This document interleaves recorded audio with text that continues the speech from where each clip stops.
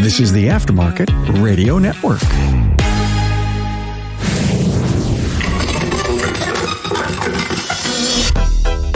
Another informative episode with NAPA's VP of Emerging Technology, Susan Starnes. We talk about NAPA Support for all their customers as they focus on providing tools, parts, and training to meet all the future technology needs so we can seize every opportunity to repair the newest high-tech vehicles. Carm Capriato, the Aftermarket Radio Network and Remarkable Results Podcast. Thanks to NAPA for providing you this episode. How does NAPA support your auto care center through national marketing? Well, NAPA will build upon the already successful Know-How for All campaign and promote auto care offering to services for the do-it-for-me customers. With support through sales driver promotions, optimized targeted media in local markets, and in proven channels. And your shop will receive an online presence on NAPA Online that generates millions of views per month.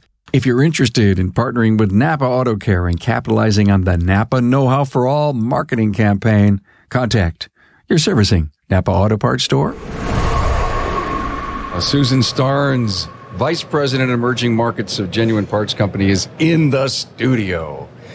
And if this show isn't all about emerging technologies and all the cool stuff, go to the tool place and everything's electronic.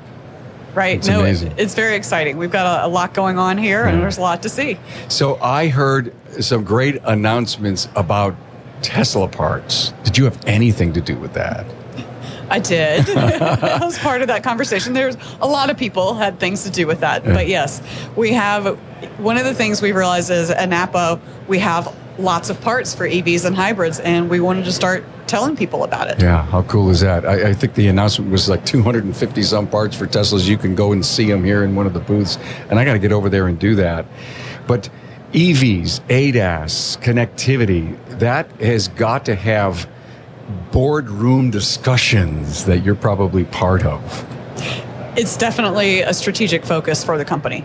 So where are we headed? What can we all as look at so many of the way NAPA goes, so does the rest of the aftermarket. What are we looking forward to seeing?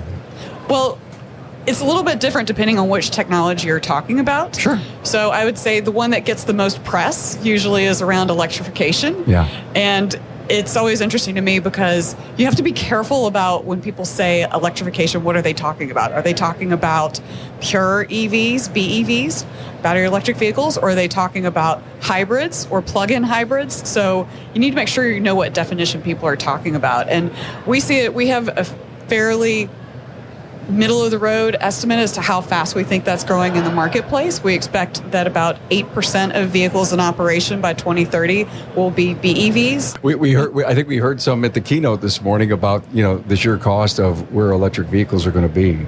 Planning your trip so that you can stop and get charged. Right. It's a brand new way to look at freedom in your vehicle.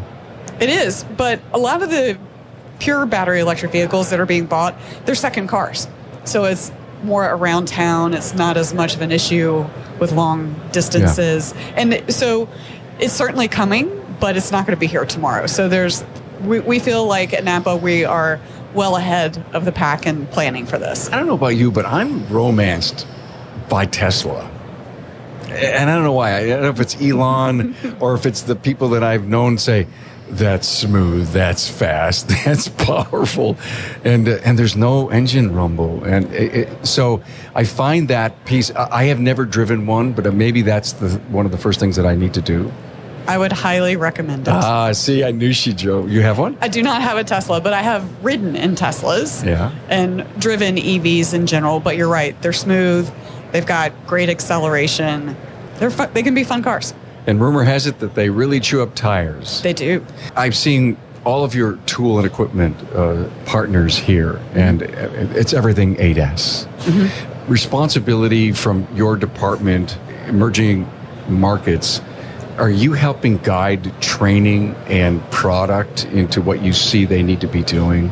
Yes. So I view my role really as twofold. One is helping establish the strategy about what we should be focusing on, and then also working back cross-functionally for the organization to help decide what does that mean and what do we do about it. Big job. It's a fun job. I bet you it is, because you're really on the cutting edge of everything. What's new coming up that we don't know about? I think the biggest thing is with this being new technology, especially being here at Expo with all of our customers in the garages, I'm getting a lot of questions about, well, what kind of service can I do on an electric vehicle? And the thing is, about 80% of it is going to be the same. We still have to have brakes redone. We still have to have, suspension that will be weighted down by all the heaviness of the cars. And so it's important to know that there's still lots of opportunities for service on these vehicles. The HVAC system, and again, I don't have the answer to this, but I'm hearing crazy stories about how HVAC will be completely redone in electric vehicles. Well, the way the batteries work today is they are heated and cooled by the systems. Batteries, they're kind of like Goldilocks. They don't like to be too hot and they don't like to be too cold. That's a great analogy. I love that. Goldilocks. Hey, it's no secret. We're facing a technician shortage, and NAPA Auto Care has a solution with the NAPA Auto Care Apprentice Program. The program was pioneered by one of our own.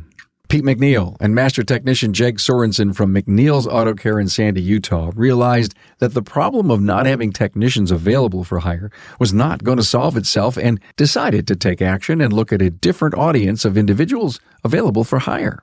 A focus was put on younger individuals with the right passion, desire, and attitude to work in the automotive repair industry. Jake and Pete sought after these individuals and developed a technician apprentice program to give them the training needed to become a successful technician in today's world. The NAPA Auto Care Apprentice Program includes a comprehensive 9-stage curriculum that includes a variety of types of training, and they are classroom training videos exclusive to the apprentice program. Now, these videos provide in-depth training from a successful master technician. Also, Autotech classes with instructor-led courses offered through NAPA Autotech and Autotech e-learning. This web-based e-learning is designed to target specific training topics. And finally, hands-on learning. The apprentice will apply the skills gained from the classroom training videos, Autotech instructor-led training, and Autotech e-learnings in the shop with the guidance of a mentor. The apprentice program curriculum is competency-based, meaning an apprentice can move through each stage at a pace that best suits them. Most apprentices complete the program within 2 years. Upon completion, apprentices will have earned ASE G1, A4, A5, and AC certifications, adding industry validation to the skills an apprentice acquires. Look, having an apprentice in your shop will ultimately benefit your bottom line as they advance through the program. And in most cases, as the apprentice develops their skill set producing billable hours, you'll begin to see a growth in your gross profit by stage 5. One of the largest barriers to entry for individuals looking to enter the automotive repair industry is the cost of tools. Now, keep your apprentice motivated with an apprentice toolkit. Now, NAPA Auto Care has worked with our supplying partners to offer an exclusive comprehensive tool set, including a 4-drawer tool cart for all registered apprentices. Hey, to learn more, members can visit member.napaautocare.com. Connectivity. Let's talk about that. Are you guys on the cutting edge of looking at what's going on with right to repair? Yes, definitely. We've done a lot of efforts around right to repair. We actually ran a campaign in June where we did a lot of communications with our stores and our customers and our field teams to really get the word out and have people send in a pre-populated letter to their congresspeople expressing their support. I've seen the QR codes all over here. Thank you for doing that. And I just met a couple who went to Washington to talk to their congressperson.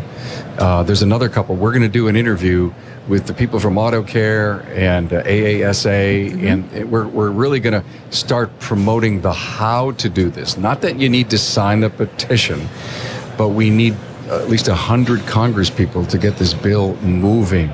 And because of the election, I'm only saying this because I have an opportunity to my listeners to say, hey, listen, this isn't over just by you signing a petition.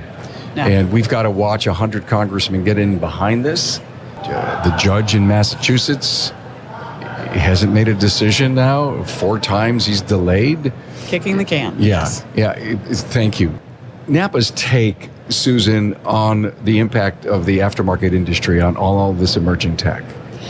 So we think the industry is still very strong. When we look at the projections of aftermarket parts, we're still seeing strong growth in parts that could go on any type of car. We're still seeing growth on parts that go on ICE vehicles. And of course, we're seeing much larger growth, although smaller size of market for those that are associated specifically with EV and ADAS. You guys are on the cutting edge of everything. In my mind, the survivorship is going to have to be being on the early cutting edge of all of this. Again, I mentioned the word training a little earlier. Are you guys on the cutting edge of working with your trainers on this? We're working very closely with them. So one of the important distinctions for NAPA relative to our competitors is we are a global company. So I actually spend a lot of my time talking to the teams, particularly in Europe, because these emerging technologies are coming across faster in Europe. And so they have programs and trainings in place that have been in the market longer, and we're able to learn from that and bring that here to the U.S. What a competitive advantage. Yes. To be such a global company. And I've always known that, but in the presentation, was it this morning, I think, where they showed the size of NAPA and all the locations around the world, and there's no doubt that that's an advantage for you to build the parts and the technology and the training and the tools. Mm-hmm. You may not be building the tools, but your partners will be for you.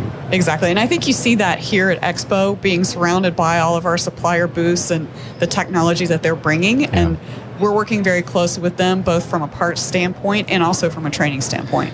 What I take away from our last 3 or 4 minute discussion is you want to be the leader in this space. We want to be the leader. Yeah. We believe we are the leader. So what's NexDrive? So NexDrive is a program geared to equip garages to service EVs and hybrids. It started in the Netherlands in December of 2020, and it's a program that we are looking to roll out this fall across Europe. They actually launched it in Quebec this spring, and we're going to be testing it here in the U.S. Equipping the industry to work on EVs, hybrids. Is it marketing? Is it tools? Is it training? So it's all of the above. So charging stations. I mean, this is it. You want to be in it? Get inside of NexDrive. Right. It's making sure we have the right products to offer, having the training, which is definitely a key component, and then the communication and support around the program as well. So you're calling your EV, hybrid, electric vehicle, all of that, NexDrive. I mean, that's the overall arching umbrella strategy. Correct. Got it. And parts and everything falls under it. Correct. Got it. Well, that's smart. It's very exciting. I like that. Did you make that? Did you create that? No, it was created in Netherlands in 2020. Oh, that's right. Oh, it was the Netherlands. But you still over that? You still? Yeah, we work very closely with them. So they're adaptations, right? It's not going to look exactly the same, but that's the overall program, and we're leveraging the understandings and learnings from each of the locations. So the Netherlands, are they way ahead of us on EVs? They are. What's their percent? Do you know it? Maybe 30? Probably close to that. Yeah, interesting. Yeah. They're really green there, aren't they? They are. Yeah, that's the deal. So, and they've had a lot of government incentives that have helped along the way as well. Is this your first NAPA Expo? This is. Cool. What's your takeaway going to be? My listener is the service professional, is the technicians. What would you like to tell them about NAPA, the Expo, and Emerging Tech? I would say that this is a great showcase of what NAPA is. It has everything from seeing our suppliers to being inspired by our speakers and our partners to the seminars that are very educational. I think it's a very well-rounded perspective of what NAPA is and what NAPA has to bring to the market. So what's next that you can't tell us? Well, if I can't tell you, I can't tell you. I want to know. I'm supposed to ask the tough questions. She can't tell me. I've been very open. I'm not holding anything back. She's holding. No, you're not, Susan. This was great. Thank you for this view of where NAPA's headed. I think the confidence of our listeners is going to say, I'm in good hands with NAPA when it comes to the future. Yes, completely agree. The future is bright with NAPA. Thanks so much. Susan Starnes, Vice President of Emerging Markets, Genuine Parts Company. Thanks for being here. Thank you for having me. Thanks for being on board to listen and learn from the premier automotive aftermarket podcast. Until next time.